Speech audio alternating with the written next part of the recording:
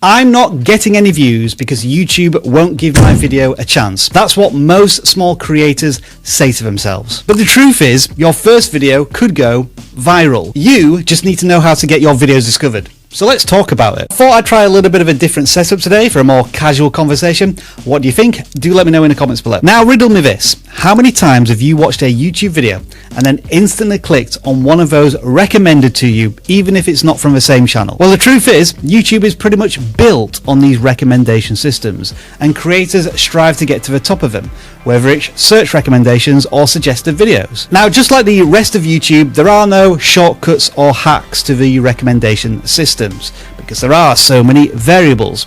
But here are some things to consider as a creator. Now, viewers can discover your content in many different places on YouTube. Search, homepage, suggested. But we'll start with search. I'll tell you why in a second. Now, believe it or not, each user will see different search results, even if they type in exactly the same search query. This can be influenced by location, language, or if the viewer has already seen videos on a certain channel that answer similar search-based queries. But the key factors that you control as a creator are keyword relevance and performance of video. When it comes to search, YouTube relies a little bit more on metadata than it does elsewhere. This is because YouTube has more of an understanding of the viewer's intent because they've searched for something specifically. And when YouTube knows what your video is about, it's going to test it with audiences who are searching for those particular queries. And then YouTube can analyze the performance of the video, click-through rate, watch time, engagement such as likes and comments, viewer satisfaction from surveys. If your video appeals to and satisfies the people watching it,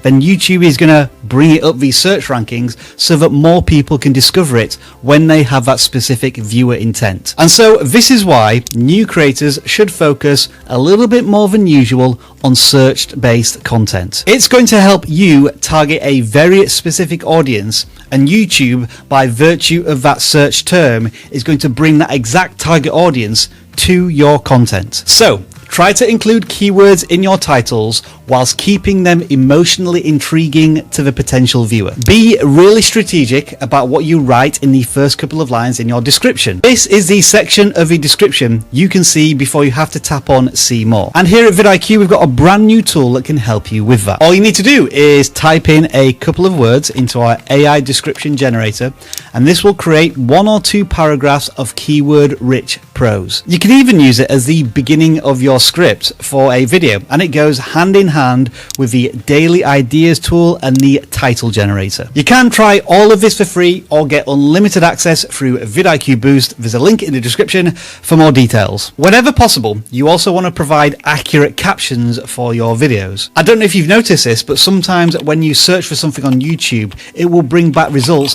based on what it finds in captions, and it will tell you that. And from a viewer satisfaction point of view, most videos are watched on a mobile device, which means that they're not always in perfect audio listening environments. So they might have the sound muted. That's where your captions can help out. And if your content is very tutorial, how-to based, then you probably want to use timed chapters. This will help the viewer navigate your content and make it a more satisfying experience. Now, this is where the magic starts to happen. Once somebody has discovered your content through search and watched it, that video is now in their watch history. And once it's there, there is a high degree of probability that YouTube will surface more of your content to that viewer on the homepage. That's because when a user finds themselves on the homepage, they probably haven't decided yet what they want to watch. So YouTube's going to offer them a diverse range of content. So naturally, performance is going to be a key indicator as to whether or not your video shows up on homepages. But now, personalization is just as important. YouTube is showing on the homepage what it thinks the viewer wants to watch based on watch history. If the viewer watched something from your channel based on a search query, then the next videos you make should be related to that search query. Now, it doesn't have to be a tutorial or a how-to. It could be entertainment, blog, storytelling. What you want that user to be saying to themselves is, I remember when this creator helped me with something when I was searching for it on YouTube.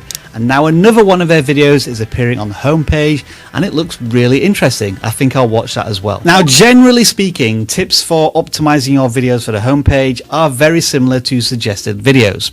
So let's take a look at that first. You've probably heard this figure before, but it does bear repeating. Around 70% of views across the entire YouTube platform come from recommendations.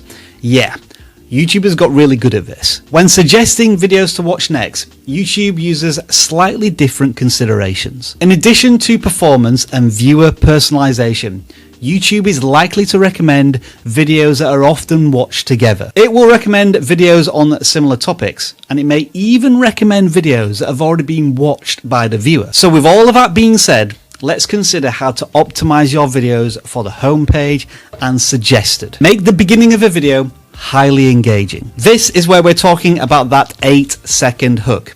Eye-catching visuals, bombastic audio, something interesting and intriguing. Establish quickly what the video is about, and try to hint at what's coming up later in the video without revealing too much. And if you need any examples of this, you can watch this video up here, or watch any of our videos from the last year and watch the first 20 seconds, because we've been really driving home this concept of a powerful hook. Another signal to be conscious of is engagement. And what we're talking about here is likes, comments, shares. These types of signals show that the viewer isn't just passively watching the content. It's doing enough to encourage the viewer to partake in these micro calls to action. For example, notice how I asked a fairly simple, easy to answer question at the start of this video.